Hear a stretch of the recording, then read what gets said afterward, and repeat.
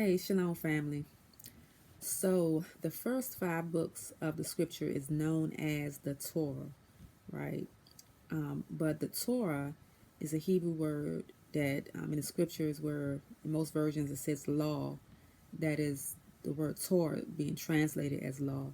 But his Torah is really his instructions, the Most High's instructions, his teachings, right?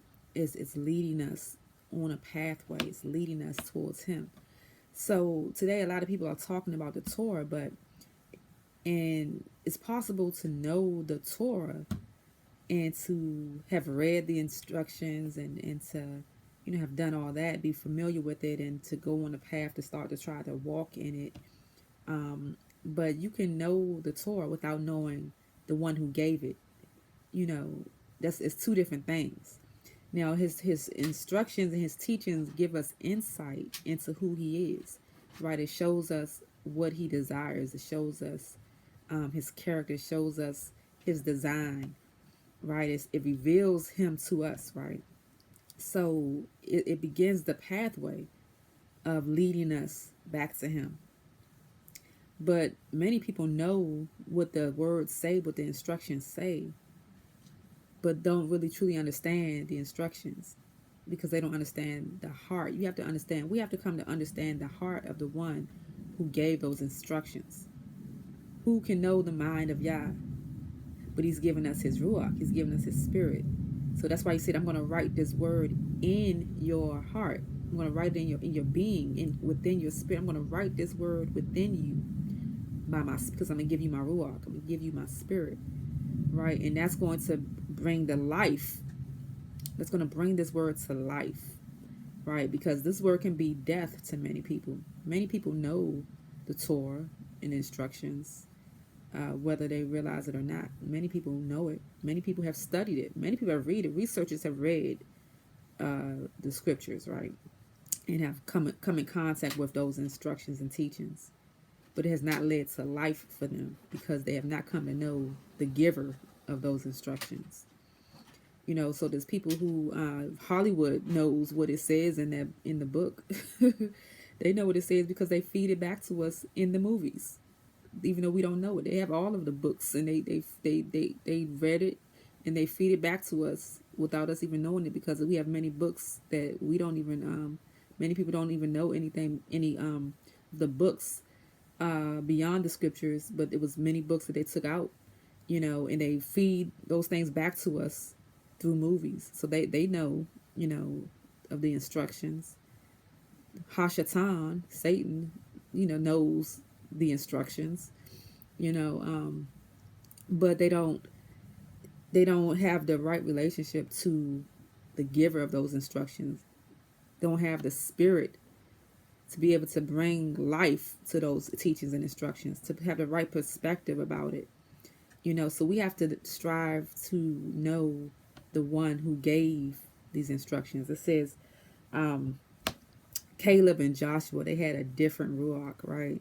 So they all had got the instructions about spying out the land. They had all understood the assignment, and went towards the assignment. But Caleb and Joshua had a different spirit, right?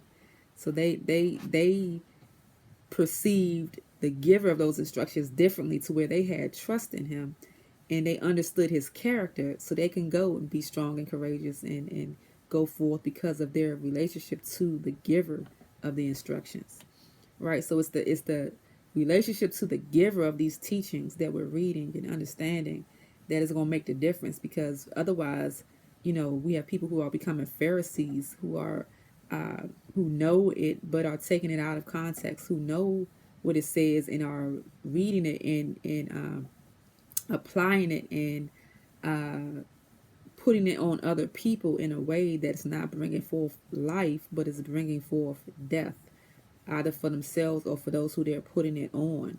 Who they're so we have to know the character of the Most High, and begin to take on that character. We have to, through his spirit that he's given us, we have to start to, through that connection, bring forth and bear the fruit of his spirit as we are walking out his instructions. you know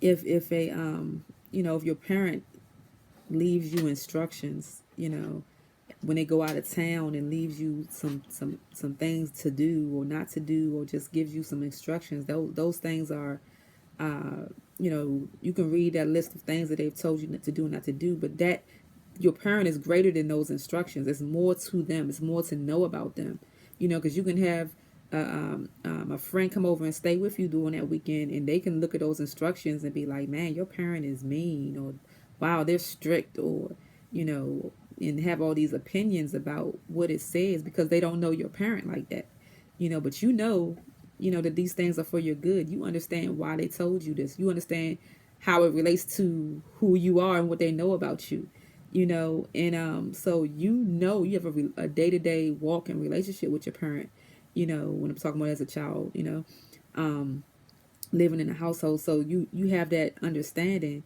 But when your friend comes over to stay the night, they all they can see is the instructions, and they don't get it. They don't perceive it.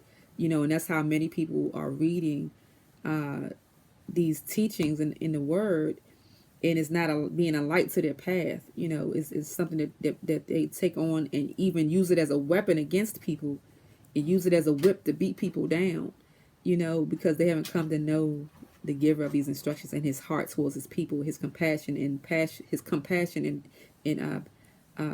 love towards his people, and his heart of righteousness, you know. So we have to come to know the one who is the giver of this instructions. And that's why he gave us his Ruach, so that we can walk with him and come to see like him, have an ear like him, have the sight that he has, right? So this comes through relationships, through relationship with him. It comes through walking. If my words abide in you, and you abide in me, then you shall know the truth, and the truth shall set you free. Because you can know the instructions but not know the truth. Being awakened, so called, to who you are is not the truth. It is a truth. To know the truth, you have to embrace his truth in your inward parts, in your inward being. You have to walk in humility, within yourself, to be able to receive what he's saying. And then his word becomes truth, and it becomes life. It becomes a light unto your path, and it becomes something that gives forth life. He said, Yahushua said, my the words I speak to you are life.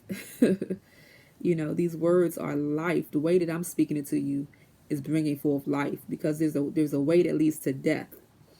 Even in taking his Torah, taking his word, taking his words, and thinking that it's, using it as a weapon almost towards people.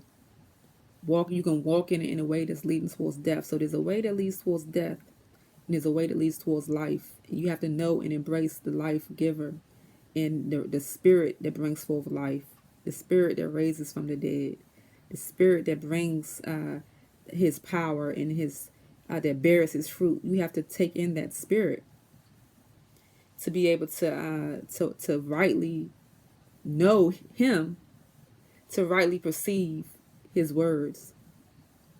Then it's going to set us free. Then it'll make us chain breakers, to be able to help other people to be set free. It is for liberties, for freedom that he came to set us free. The Most High is trying to redeem us back to his original order, his original way, so that we can see and perceive goodness when it's good, and not perceive goodness as evil. To not perceive evil as good, so that we can rightly see what's clean and what's unclean. So it's possible to know the law and not know the lawgiver, to know of the teachings and instructions but not know the giver of those instructions, in his heart, his desire, his intentions, and we have to mature and grow in wisdom of how to perceive and how to see. When you the Most High is a righteous judge, right? And it takes a lot to be a righteous judge. It takes, people don't just in the real world, people don't just become a judge. They have to be a lawyer first. They have to have the experience to be able to be in that position, because as a judge you have to be able to know the law first of all, know how to apply it. You have to have experience. You have to be able to discern when the case is brought to you. You have to discern the people and the spirits of the people, what's going on. You have to be able to take into account all of the information that's being given to you. You have a lot to take into account to be able to come to a righteous judgment. And the Most High is a righteous judge, right? And so he's bringing, he wants us to come into that place to be able to judge righteously, and to do that we have to mature, we have to grow, right? We have to through our walk, we have to be able to grow in wisdom, in learning of his teachings and instructions, and not just knowing what it says, because you can't just take what it says and you have to know what it says, then you have to know who gave it and why.